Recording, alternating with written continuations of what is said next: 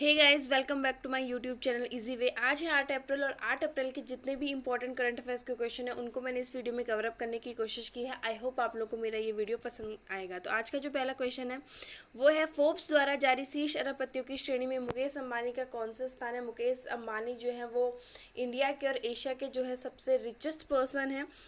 तो फोर्ब्स द्वारा अभी हाल ही में शीर्ष अरबपतियों की सूची जारी की गई है, तो उसमें मुकेश अंबानी का स्थान पूछा है। तो मुकेश अंबानी का जो स्थान है वो है 10वां। बात करते हैं पहले स्थान पर कौन है, तो अमेजोन के सीईओ जॉफ बेजोस हैं जो कि पहले स्थान पर है, और सेकंड नंबर पे है एलॉन मस्क जो कि टेस्ला मोटर्स के सीईओ हैं।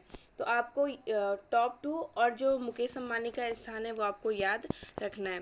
नेक्स्ट बात करते हैं, ब्रिक्स सम्मेलन 2021 की मेजबानी किसके द्वारा की गई है। ऑप्शन है पहला ब्राज़ील, दूसरा रूस, तीसरा चीन, चौथा है भारत। तो ब्रिक्स सम्मेलन जो है वो बहुत ही ईजी है इसके सम्मेलन को याद करना। आपको सिर्फ क्या करना है, ब्रिक्स ये याद रखना, और अपना इंडिया को आपको याद रखना है कि इंडिया का सम्मेलन कब हुआ है।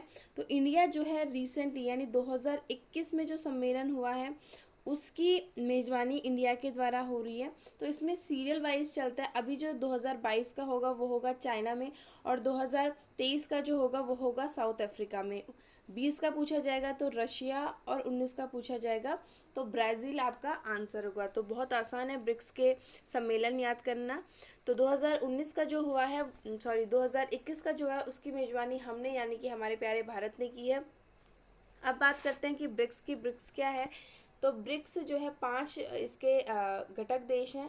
पहला है ब्राज़ील, दूसरा है रशिया, तीसरा है इंडिया, चौथा है चाइना, और पांचवा है साउथ अफ्रीका। तो ये क्या है ब्रिक्स, तो ब्रिक्स जो है अगर हम रशिया को छोड़ दें तो दुनिया की जो लीडिंग इकोनॉमीज़ है, उभरती इकोनॉमी का उनका एक संगठन है। और इन्हीं जो ये कंट्रीज़ है इनके ही पहले अक्षर से क्या है, पहले अक्षर लेकर जो है इस संगठन का नाम रखा गया है। ब्रिक्स की जो फॉर्मेशन हुई थी वो हुई थी 2001 में इन ब्रिक देशों के द्वारा।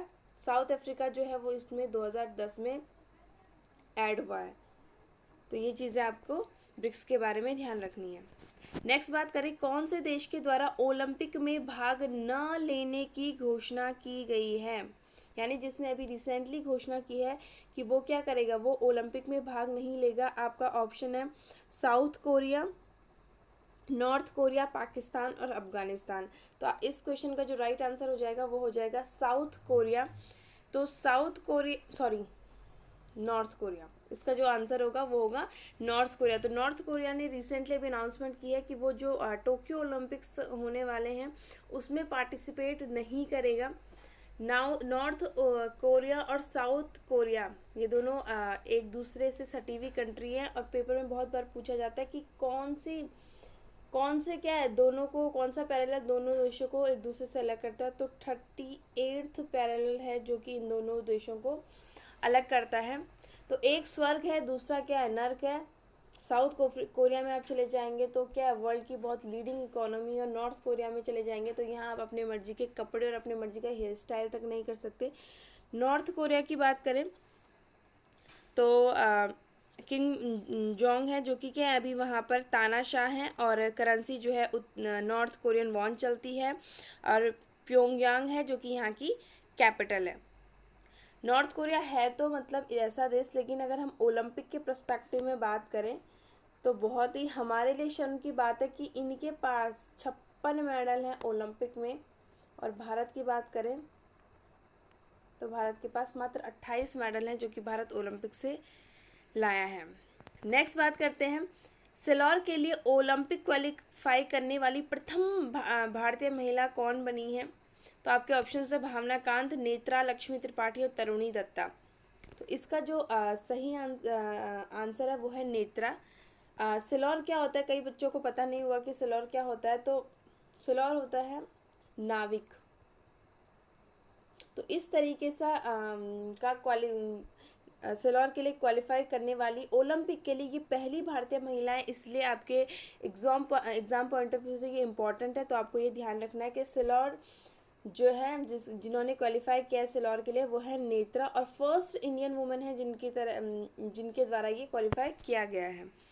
नेक्स्ट बात करें, बराक ऊर्जा संयंत्र किस देश का प्रथम ऊर्जा संयंत्र है? ऑप्शन है यूएई, ईरान, कजाकिस्तान और म्यांमार। इसका जो राइट आंसर हो जाएगा वो हो जाएगा यूएई। तो यूएई का जो पहला ऊर्जा संयंत्र है अरब देश का, वो है बराक ऊर्जा संयंत्र। आपके एग्जाम पॉइंट ऑफ व्यू के लिए इम्पोर्टेंट है क्योंकि फर्स्ट है। यूएई की बात करें तो आबू धाबी कैपिटल है, और दिरहम है जो कि यहाँ पर करेंसी चलती है।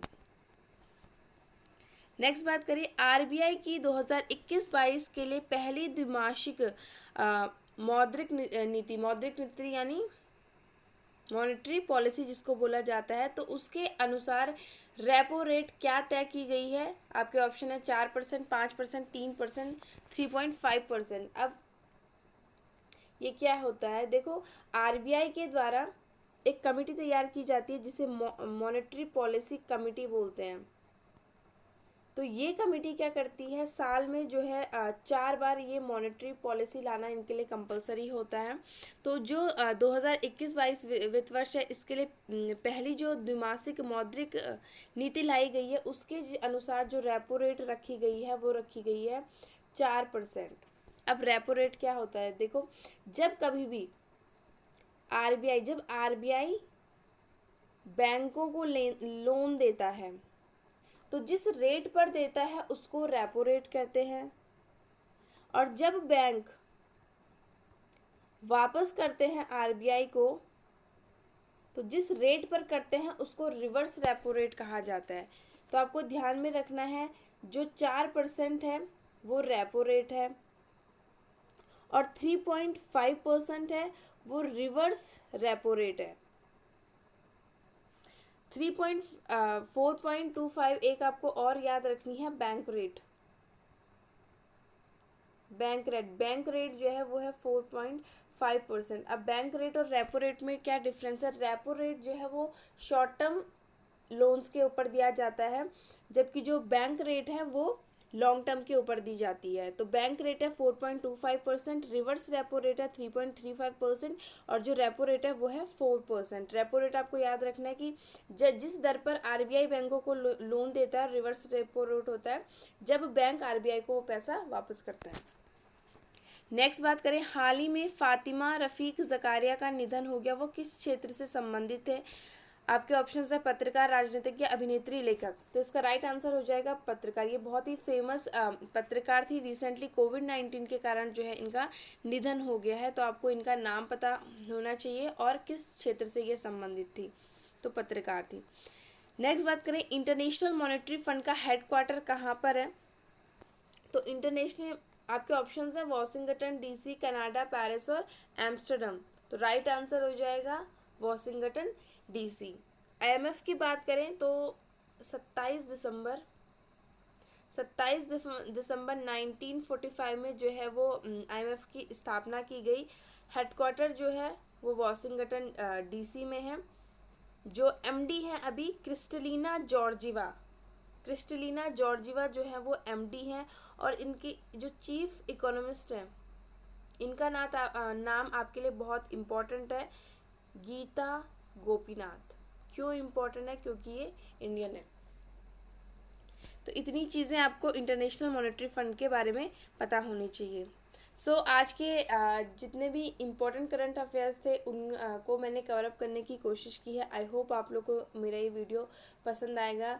गाइज़, अगर आपको मेरा वीडियो का कंटेंट थोड़ा भी पसंद आता है और आपको लगता है कि ये आपके एग्ज़ाम में थोड़ा भी हेल्पफुल होगा तो प्लीज़ मेरी वीडियोज़ को शेयर कीजिए, चैनल को सब्सक्राइब कीजिए। Thanks for watching my video.